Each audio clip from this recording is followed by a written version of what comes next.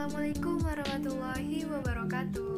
Halo teman-teman, balik lagi nih di channel saya. Nah, setelah sebelumnya kita membahas tentang laporan posisi keuangan atau neraca, di video kali ini kita akan membahas tentang laporan arus kas. Nah, yuk simak baik-baik videonya. Nah, bagi teman-teman yang belum tahu, saya Anissa Ramadhani, NIM C1C019006, Prodi Akuntansi R014 Fakultas Ekonomi dan Bisnis Universitas Jambi. Nah, kita masuk ke materi yang pertama, yaitu pengertian dari laporan arus kas. Laporan arus kas ini adalah suatu laporan keuangan yang menunjukkan sumber-sumber kas dan penggunaan basis kas yang masuk dan yang keluar dalam berbagai transaksi bisnis. Tujuan utamanya adalah untuk menyediakan informasi yang relevan terkait dengan penerimaan dan pembayaran kas sebuah perusahaan atau entitas dalam suatu periode akuntansi tertentu. Informasi dalam laporan arus kas ini berguna bagi investor, kreditor, dan pengguna laporan keuangan lainnya, yaitu untuk yang pertama, mengevaluasi kemampuan entitas dalam menghasilkan kas dan setara kas, waktu, dan kepastian dalam menghasilkannya. Yang kedua yaitu menghasilkan struktur keuangan entitas, termasuk likuiditas dan solvabilitas, dan juga kemampuannya dalam memenuhi kewajiban dan membayar dividen.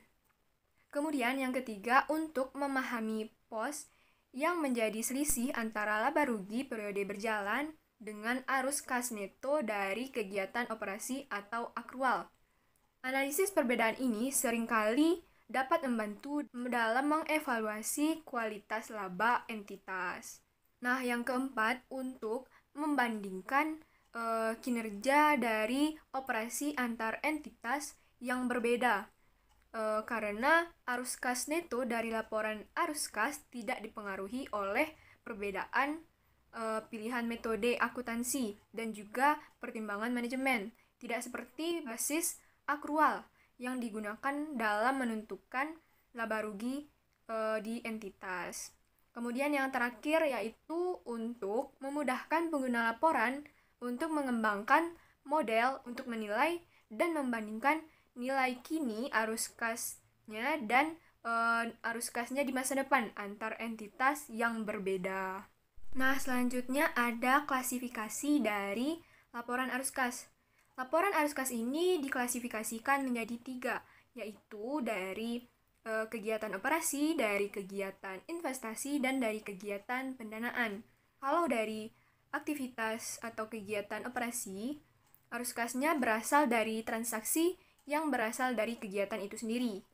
Biasanya berupa pemasukan atau pengeluaran perusahaan. Contohnya seperti transaksi yang mencangkup penerimaan uang dari konsumen, pembayaran utang, dan gaji karyawan. Selanjutnya, arus kas dari aktivitas atau kegiatan investasi. Di arus kas dari kegiatan investasi ini biasanya berbentuk pemasukan atau pengeluaran yang mempengaruhi investasi dalam aset non-lancar.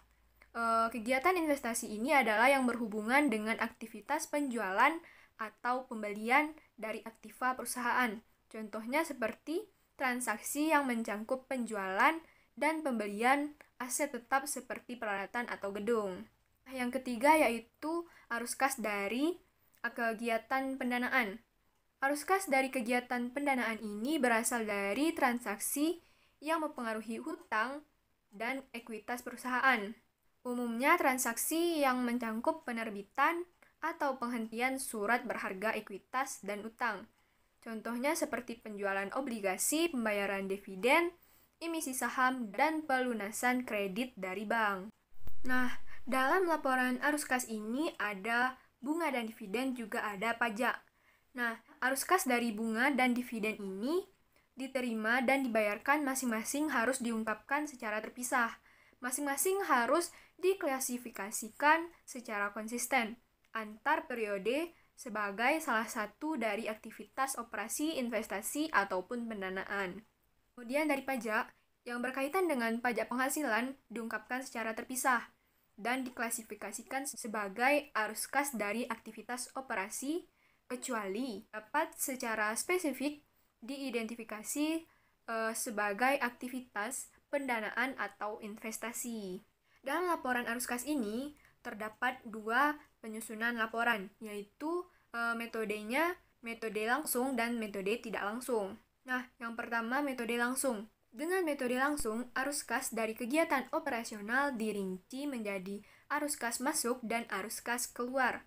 Arus kas masuk dan keluar dirinci lebih lanjut dalam beberapa jenis penerimaan atau pengeluaran kas. Nah, berikut ini adalah contoh dari metode langsung laporan arus kas.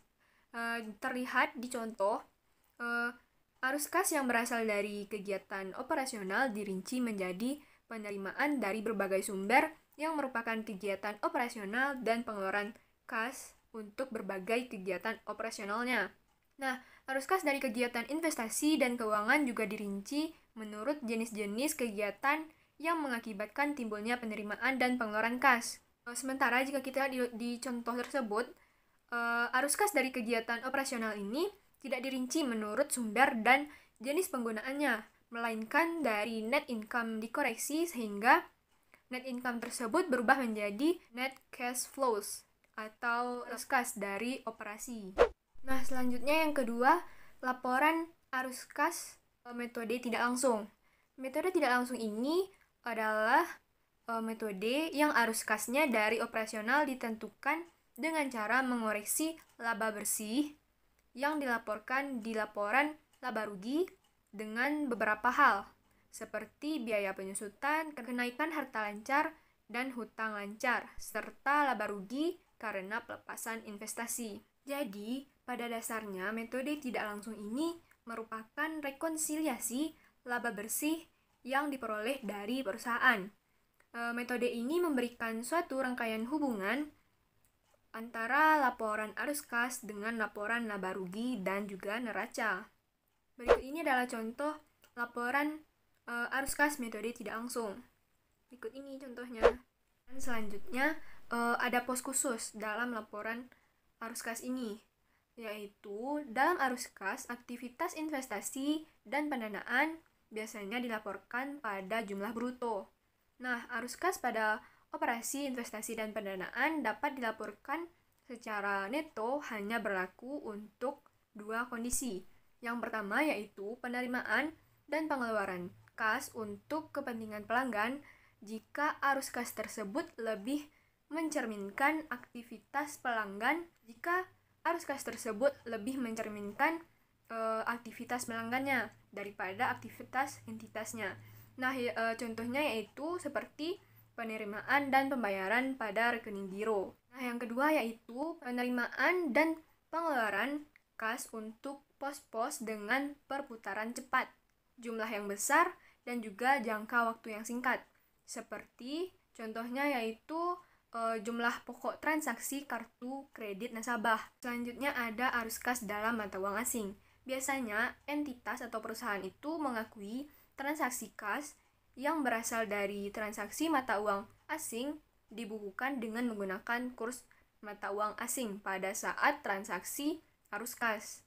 Nah, keuntungan dan kerugian yang belum direalisasikan yang timbul akibat dari perubahan nilai tukar mata uang asing bukan merupakan arus kas. Nah, yang terakhir ada pengungkapan laporan arus kas. Biasanya dalam keadaan tertentu, saldo kas dan setara kas itu yang dimiliki oleh entitas tidak dapat digunakan. Misalnya, saldo kas dan setara kas milik entitas anak yang beroperasi di suatu negara yang memperlakukan peraturan tentang lalu lintas devisa atau pembatasan hukum lain, sehingga saldo kas tersebut tidak dapat digunakan oleh entitas induknya atau entitas anak lainnya. Kemudian, entitas mengungkapkan saldo kas dan setara kas yang signifikan dan tidak dapat digunakan oleh kelompok usaha beserta pendapat manajemennya. Kesimpulan dari materi kita kali ini yaitu laporan arus kas ini adalah laporan keuangan yang menunjukkan sumber-sumber kas dan penggunaan basis kas yang masuk maupun yang keluar dari berbagai aktivitas bisnis. Kemudian dalam laporan arus kas ini terdapat dua metode penyusunannya, yaitu metode langsung dan metode tidak langsung. Tadi perbedaannya juga terdapat di penyusunannya. Pada metode langsung, penyusunannya berdasarkan dari buku kas atau bank, sedangkan metode tidak langsung berdasarkan dari laba rugi dan neraca. Di dalam laporan arus kas ini juga terdapat dividen dan bunga, juga pajak, dan juga ada penyajian neto. Kemudian ada juga arus kas dalam mata uang asing. Nah, demikian dulu nih video saya tentang laporan arus kas. Jika terdapat kesalahan baik di pengucapan maupun di materi saya mohon maaf. Dan terima kasih kepada teman-teman yang telah menyimak dan menonton video ini sampai akhir. Saya tutup dengan Wassalamualaikum warahmatullahi wabarakatuh. Sampai jumpa di video